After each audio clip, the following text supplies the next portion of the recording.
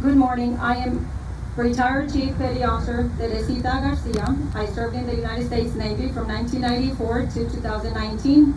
A little bit of active duty, FTS, which is full-time support, and reserve as well. It is indeed my honor and pleasure to welcome you all to our November 2021 Veterans Day program, honoring all veterans who served. It's our 100th year commemoration of the Tomb of the Unknown Soldier. As we begin our program, I am happy to be here with our distinguished guests and to pass on their talent and experience. Let's walk toward tomorrow, still honoring our veterans by living the freedom they protected. Recognition and gratitude goes to our mayor, our two honorable mayor, Chris Boswell, and the city's team who graciously helped coordinate our program with the VMPC. Mayor Boswell would like to say a kind words.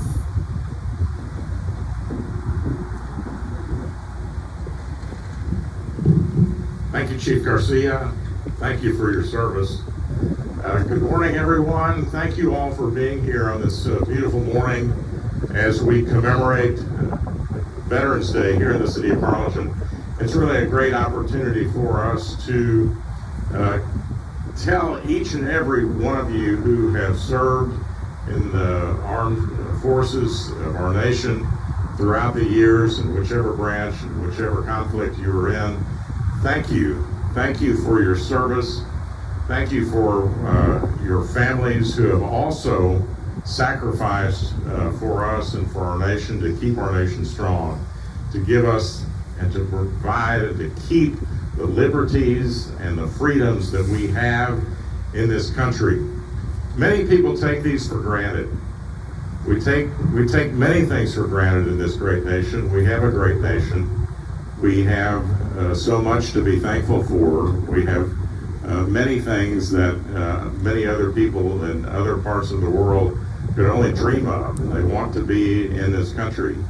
And you are the reason that we continue to have these freedoms, and we have these liberties, and we have these great opportunities that we have in our country, because those of you who have fought for our freedom and our service and have made sacrifices away from your families, and your families have made sacrifices for you. And we should never forget, we should never take the things that you have done for granted. We should remember, not just today, but every day, what you have done for our nation. I am not a veteran. My father served in World War II. He was a chaser commander in the South Pacific as a young 19-year-old Lieutenant JG in the United States Navy.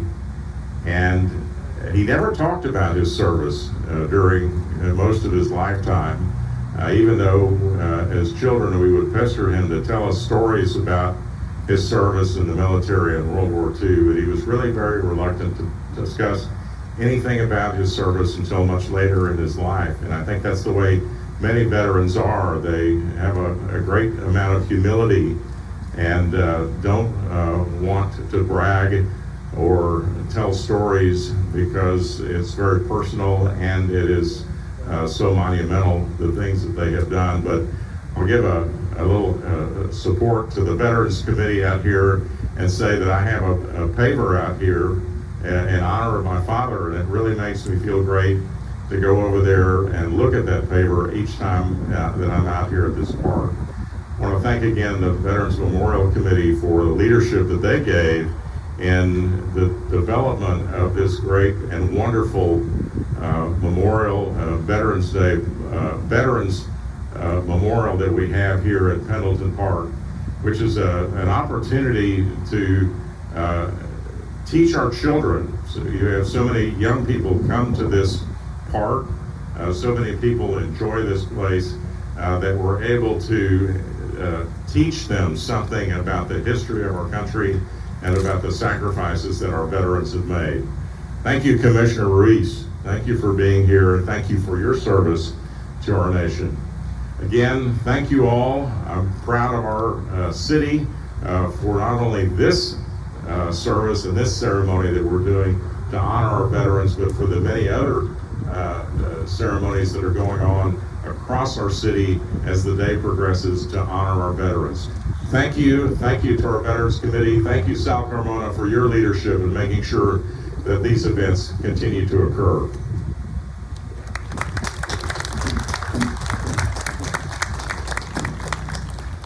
Thank you, Mayor Boswell. At this time, the presentation of the colors are gonna be done by Harlingen Police Department and Harlingen Fire Department under the direction of Mr. Joe Gonzalez.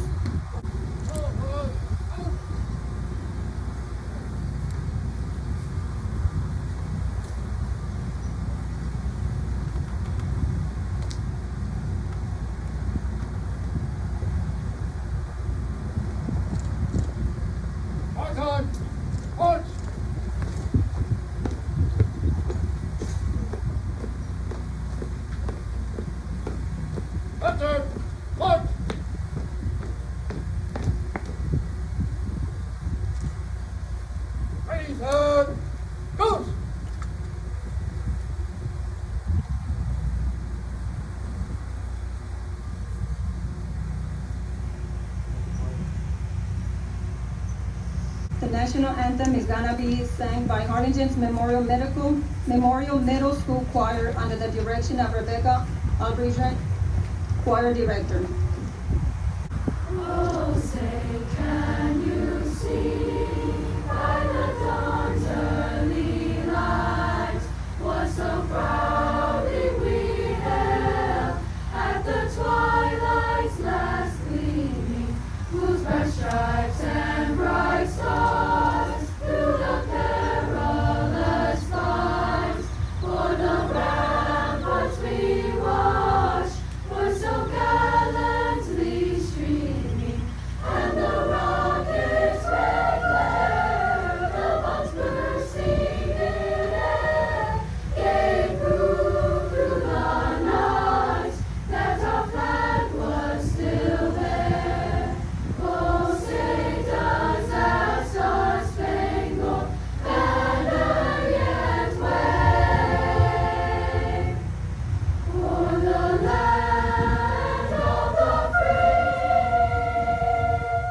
and the home of the brave?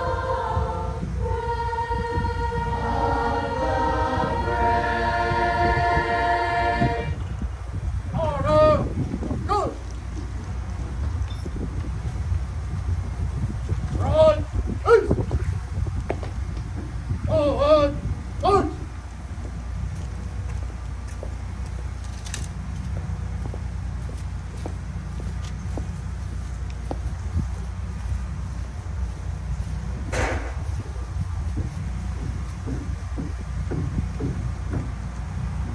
Our Pledge of Allegiance will be led by Mr. Edgar Hernandez, U.S. Army, Iraq POW, and our guest speaker as well.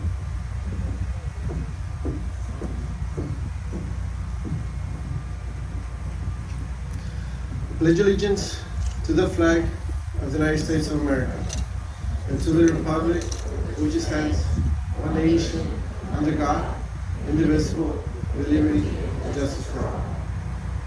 And at this time, I would like to present Mr. Edgar Hernandez, U.S. Army, Iraq POW.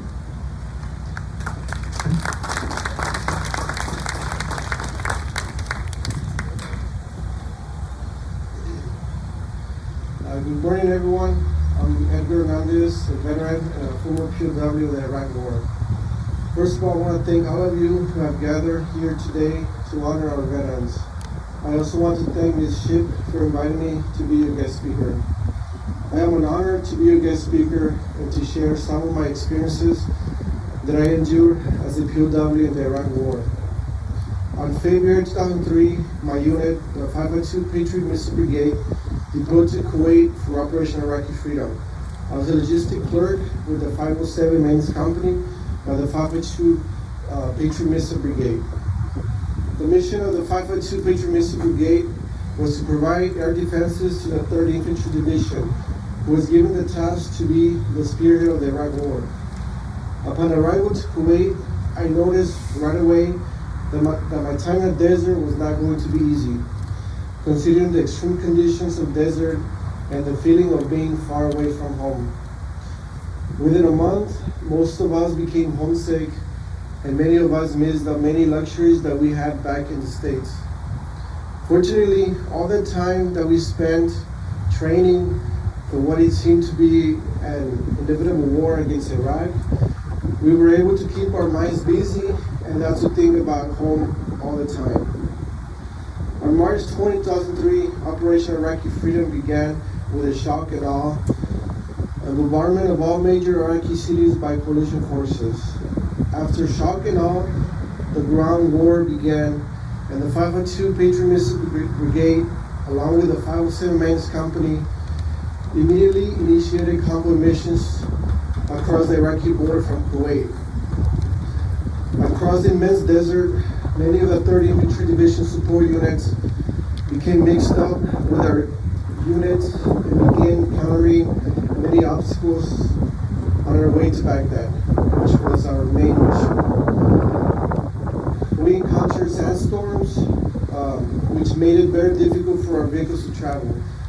Many of our vehicles also became stranded, and most vehicles got stuck in the sand or broke down along the way. I was one of many soldiers whose vehicles became stranded due to the harsh conditions of the desert. We had been told by our superiors that in case we became stranded or fell behind, just to stay put, and that not to leave our vehicles or equipment behind until someone could arrive to pick us up at a later time. Some of my fellow officers and I, who became stranded in the desert, decided to gather everyone and form up our own convoy of supply vehicles. We waited for hours for someone to pick us up and to lead our small convoy. Finally, our company commander later arrived to lead our convoy, which made up of 33 soldiers and about 20 different Army supply vehicles in order to link up with the main convoy.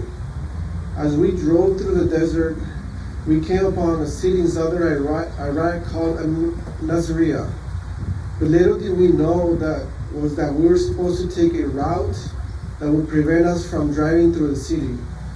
Nasiriyah was heavily defended by Iraqi forces, and many of its citizens were loyal to Saddam Hussein.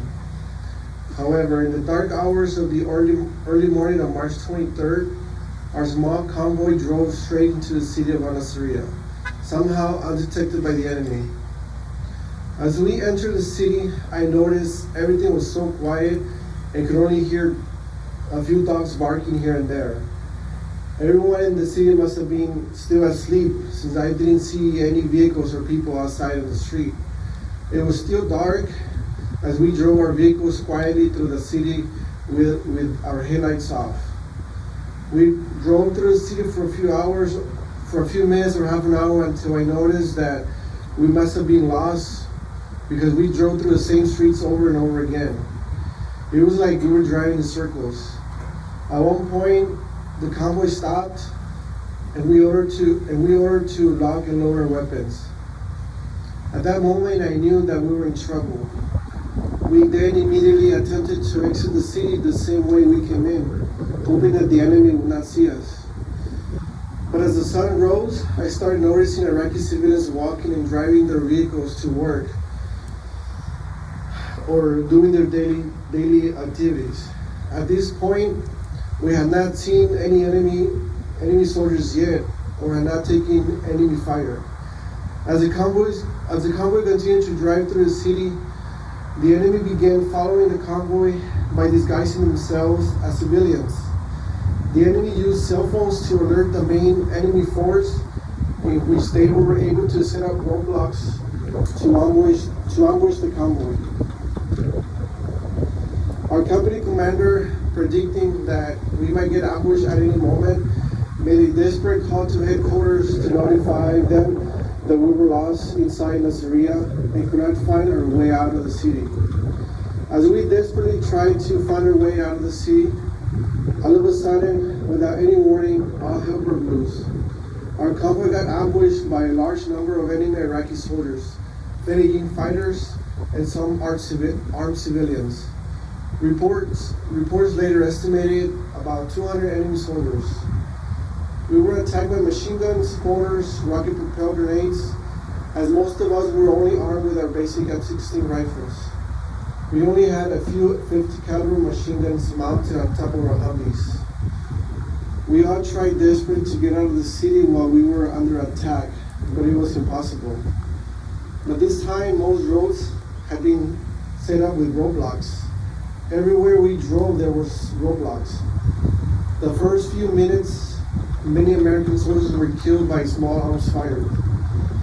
Most of our vehicles became disabled as many got hit with rocket-propelled grenades and IEDs, improvised explosive device. Many soldiers had to get out their vehicles to fight the enemy as they could no longer drive their disabled vehicles. We all fought desperately to save our lives and to save each other, but we were greatly outnumbered. After about an hour of fighting, in the end there were 12 American soldiers killed and many wounded. Some of those wounded soldiers were able to fight their way out of the city. I sustained a gunshot wound to my right arm and shrapnel wounds to my face from a grenade blast. I was worried that I might bleed to death if my wound to my arm was left unattended. I also witnessed some of my fellow soldiers getting killed, and I couldn't do anything to save them. There were many American soldiers already killed and scattered along the road. Many soldiers who were wounded could not fight back and needed immediate medical attention. After assessing the situation, the sergeant that I was with at that moment made the decision to surrender. It was either surrender or fight to the death. The sergeant and I decided to surrender together to the Pendleton fighters, who initially were the first soldiers who took us under custody. The Pendleton fighters were tough and were full of anger, and they beat us up with their AK-47. At the end of the battle, there were 7 American soldiers who were taken prisoners. Unfortunately, other American wounded soldiers who also attempted to surrender were executed on the spot by armed civilians. All of us who were captured alive were beaten, disrespected, and humiliated in front of many angry civilians that had gathered on the streets after the battle. The Iraqi soldiers later took custody of us and took us to several different places to be interrogated in front of cameras before they locked us up in prisons heavily guarded by Iraqi soldiers. We would then spend the next 21 days locked up in several secret prisons located all over Iraq. During those 21 days, the enemy would move us around between prisons to avoid us getting rescued by coalition forces. All of us suffered malnutrition, sickness, and mental torture by not knowing if we were going to be alive the next day. There were many times that we almost got killed by our own bombs when coalition forces bombed the city we were being held at. Nobody knew our location.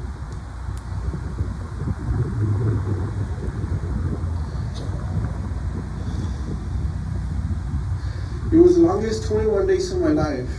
I personally never lost faith in God that one day we were going to be rescued alive and finally get to go back home.